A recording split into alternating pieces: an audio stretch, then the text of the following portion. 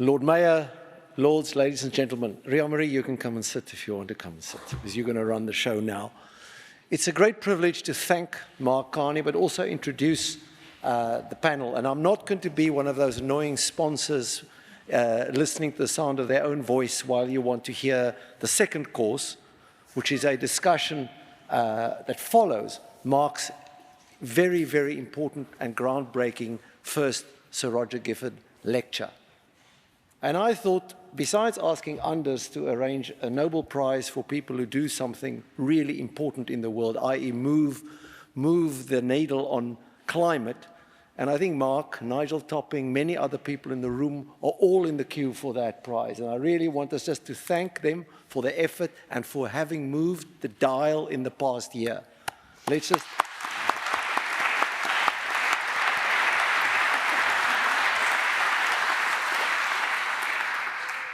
Because you haven't moved the dial until you've moved the money. And the money is moving. And of the three big crises that Mark identifies in his book, Values, which is prescribed reading to all of you after this, it's rather thick, but it's very, very good. It's credit, COVID, and climate. And I think climate is the most important, the most existential of all of them. So I want to end by just reading in tribute a paragraph out of Mark's book. And it's not just about climate, but I want you to remember that, if you remember nothing else tonight, because you will be able to read this on the website tomorrow. But this quote is what Mark wrote. "Whenever I could step back from what felt like daily crisis management, the same deeper issues loomed. What is value? How is it grounded? Which values underpin value? Can the very act of valuation shape our values and constrain our choices? How do the valuation of markets affect the values of society? Does the narrowness of our vision, the poverty of our perspective, mean we undervalue what matters to our collective well-being?" Please think about that, ladies and gentlemen, and then listen to this remarkable conversation which is about to happen. Thank you very much.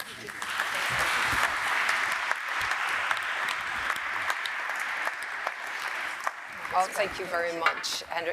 And firstly, thank you to you, Mark, as somebody who was privileged enough to be able to describe Sir Roger as both a mentor and a close friend, as so many of us in this room and online would say too.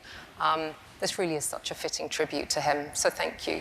I'm sure if he was here, he'd be in strong agreement with every point you've made, but he'd also be there pointing the finger and saying, how are we going to turn some of these commitments into action? Exactly, Mark? He would be moving on. He would be, and so I guess that's the first very unfair question. We have the world's largest coalition of financial institutions signed up to GFANZ with these interim targets and these long-term goals, and yet we're still not seeing the money move at the pace and scale that the science is demanding of us. What more do we need from the financial services system, do you think, to make that money really move?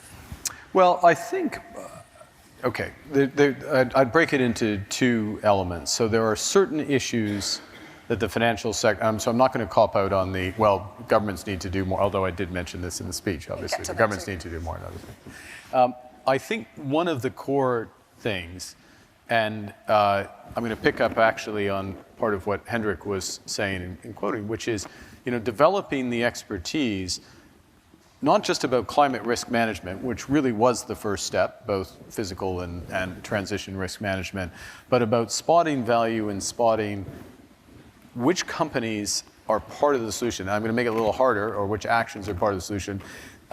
We all know that if we could find a company that did, cold fusion, that would be part of the solution. That's obvious, right? Or the tipping point on hydrogen or some AI application.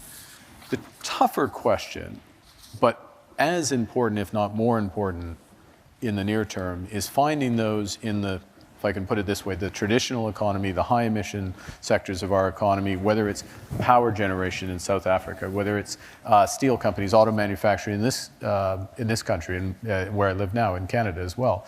And who has a plan, who has credible plans, getting those emissions down, and will be converging or aligning, in the terms I used in the speech, aligning with these pathways.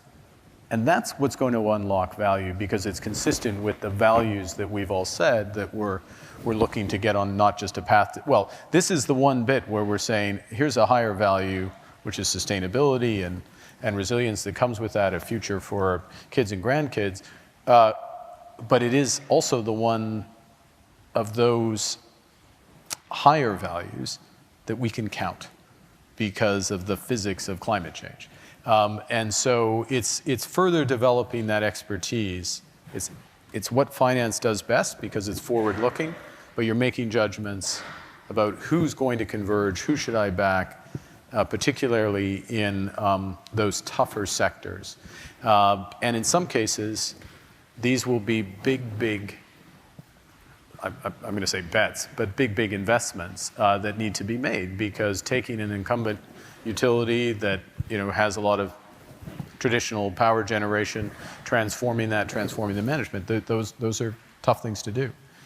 So that's what I think that process of developing that is crucial. Now there's lots of other issues around data, et cetera, but that's more day to day. So fundamentally, more expertise, how to use that data so that we're actually making knowledgeable decisions about what does transition need to look like, who the leaders are, who the laggards are. Yeah, exactly that. But it's expertise, and it's not like we go out and hire that expertise. We're all developing that expertise. And I've always felt around climate, and it was a bit with, we worked on climate disclosure and the early stages of climate stress testing, which has kind of cutting edge at the moment, or at the time it was done, but will look quite primitive 5 years out. And this city, this is its strength. It innovates, and it doesn't innovate once and stop. It keeps going, and it's that process that's underway right now. And there was a key point that you made both in your remarks and also in your answer about credibility. Yeah. And the 4 strands of GFANZ, and you alluded to this, the 2 strands that aren't as straightforward, that are to do with transition. Yeah. We're seeing a lot of pushback, and we're seeing a lot of querying, both the finance institutions and companies, who are saying maybe that the claims that are being made in the name of transition might be misleading, or they may not have the integrity we need. Are we starting to see is that having a deterrent effect on any companies or financial institutions that you see that evidence, or are we actually seeing people double down and lean in? Well, I think there's no question that there is a lot of scrutiny on the validity of sustainability claims, transition claims, green claims, et cetera. And that's healthy, and it will continue, if not intensify, as the challenges increase, the challenges we all face. But what's really important is that is comprehensive. That's comprehensive, consistent, and accurate. And that's one of the reasons we're emphasizing the importance of having this data utility, which not just has the aggregate financed emissions of whatever, an asset manager or bank, but also where were their targets, where are they relative to their targets, what progress they're making. And yes, it takes a few years to have that track record, but that is what we're going to have to go through to have that comprehensive information, and then the ability to compare who's doing well against. And look, people in financial services, they collaborate from time to time, but they love to compete, and they care about where they are in the quartiles. And everyone's friendly. We're all, we have a nice reception after this, but people like to compete, and that's good. That's exactly what we want. And so one of the things, and this is a side point, but an important point, a side point to your specific question, is we also want to be careful not to prescribe strategies to financial institutions. We have clear objectives. We need to have a common approach to transition planning. This is what broadly what a transition asset is. You need to have consistency in metrics, governance. We think you should have compensation tied. But we're not going to tell you to go and invest all your money in this sector of the moment, because then you lose the diversity, the drive, the competitiveness, in some cases, the genius of the sector as a whole. And that's how we're going to power forward on this. This point about not being prescriptive, I'm sure it alludes to some of the challenges we've had around GFANZ and the antitrust commentary that's led. It's no secret some people have had to leave the GFANs, but... Yeah, it's interesting. So if you want me to address that, there were 3 institutions that have left. And actually, it's a salutary point. They all left because of resource limitations that they had. They're relatively smaller institutions. And this is hard work. You've got to collect all the information, the finance emissions of all your companies, portfolio companies. You have to develop these plans, the strategy, et cetera. And in the end, their prioritization, their resources, what they were going to do was not consistent with that. All the major institutions, resources are not an issue for the major institutions. What they have to do is an order of magnitude more complex, given the diversity of their business, obviously. But they've taken on those challenges. Everyone's hitting their targets in terms of setting targets and doing emission, and actually we're ahead of schedule, if you will, because some are pulling forward the activities. And we're growing the scale of, we've increased by, it's an odd metric, but we've increased by 20% and only $20 trillion of collective balance sheet in terms of the increase, so over the last year. So now you won't read that, but that's what's happening. But to your point on prescriptiveness and where you started the question, yes, that was an issue in a specific case, in that there was some guidance that was too prescriptive. You will do this or you won't do that, to simplify it. And when you have 40% on average of the world's private financial assets, but in many countries, a much higher proportion and therefore a dominant position, I think we all know, I'm sure there's enough antitrust expertise in the room, that you can't band together and say, we are all going to do this or we all aren't going to do that. You absolutely can say, we are going to shoot for this objective, which is what they're saying. We're going to have transparency and we're going to have our own strategies in order to do that. And that was the tension, but that's not the tension that explains, or that's not the issue that explains people coming out. And I think the important thing is the momentum of people coming in and getting on with the job.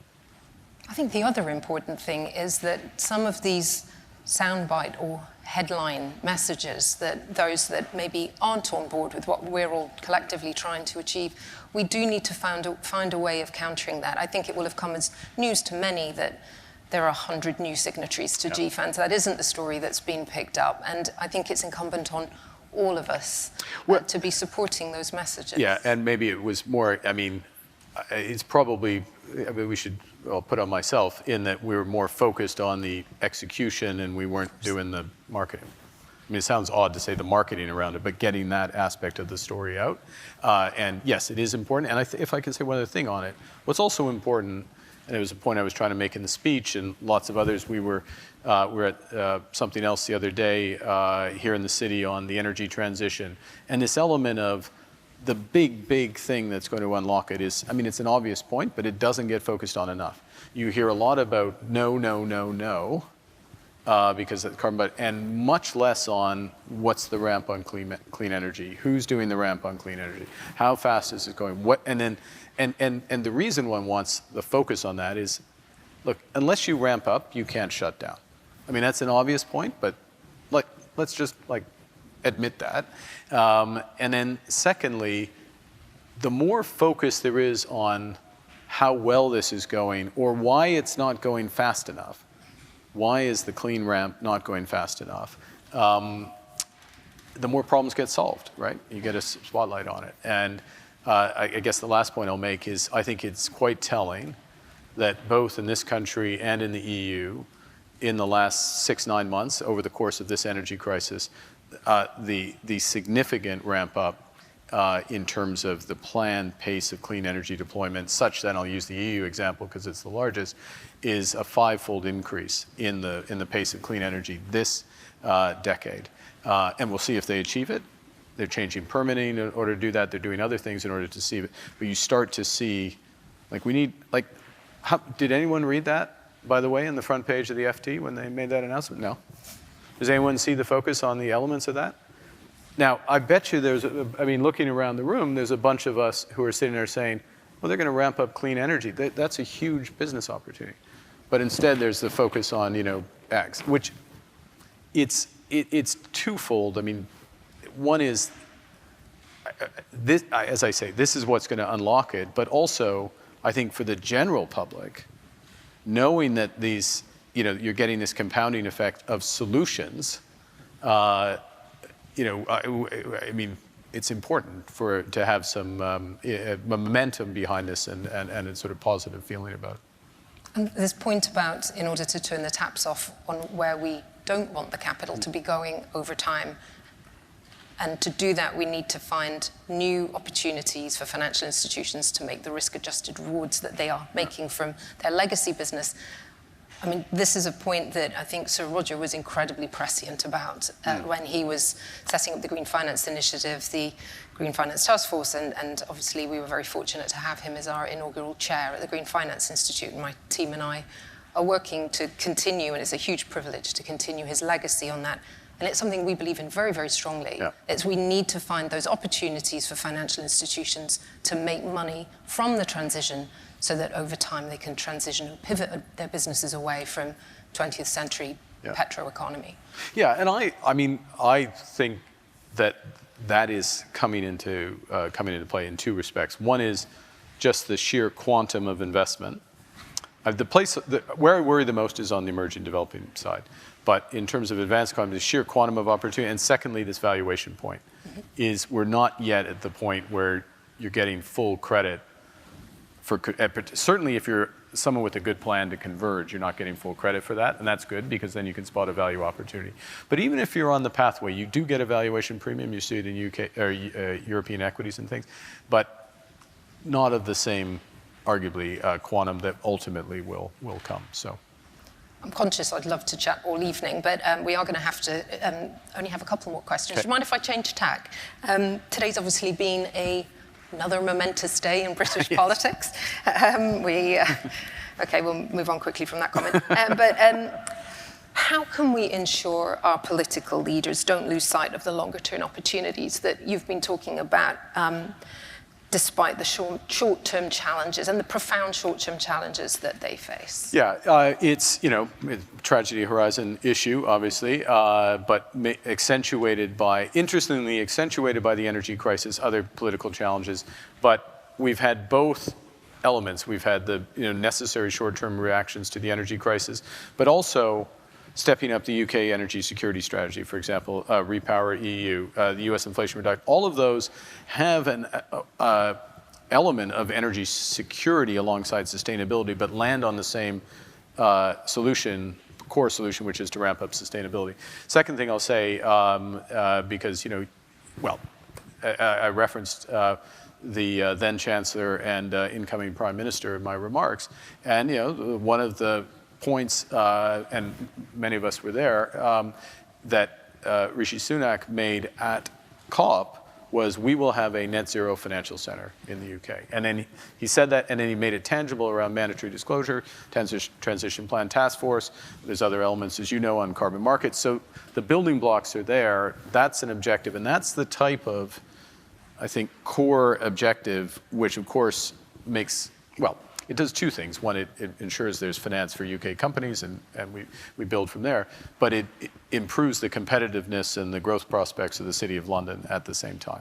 And having that anchor, and I think it's incumbent on, Green Finance Institute, which you're doing, and the rest of us, is say, okay, how do we fill that in? We have some of the core building blocks. How do we fill? What else is required in order for London to be the net zero financial center of not just the UK, obviously, but of the world, and then have others, follow in the wake.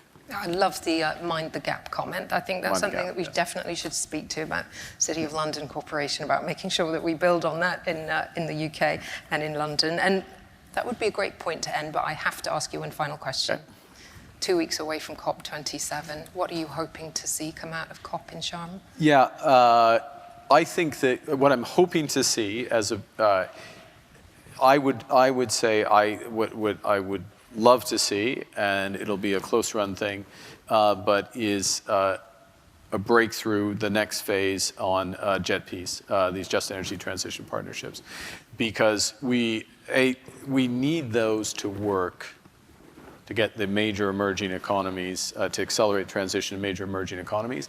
And if they do work, they will themselves pull through some bigger changes in the system. So elements of blended finance, elements of carbon offset or credit markets, and actually, by definition, managed phase out as well, because that's the whole point with the just energy transition is you have to have managed phase out. So I would hope to see a breakthrough on that, but we're going to need every minute between now and then to have that. Mark Carney, thank you very, very much. Thank you for giving us the inaugural Sir Roger Gifford lecture. Thank you.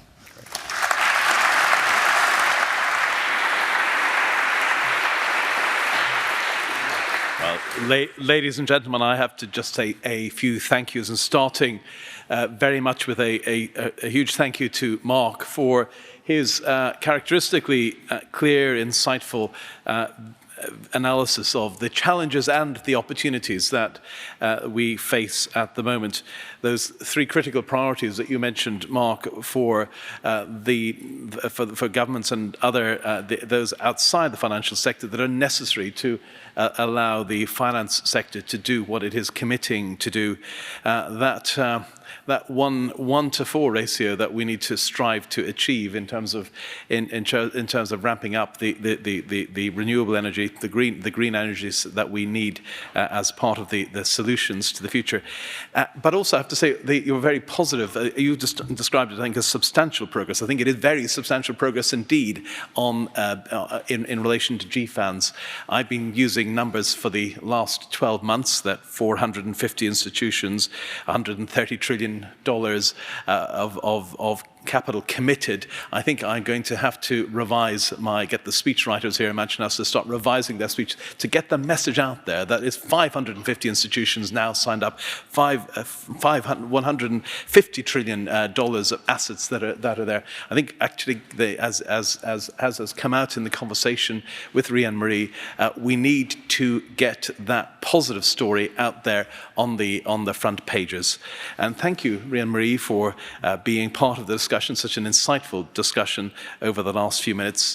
Thanks to Alex Sharma, to Hendrik, and to Anders for their involvement in this event, and to SEB and 91 for their sponsorship of tonight's event.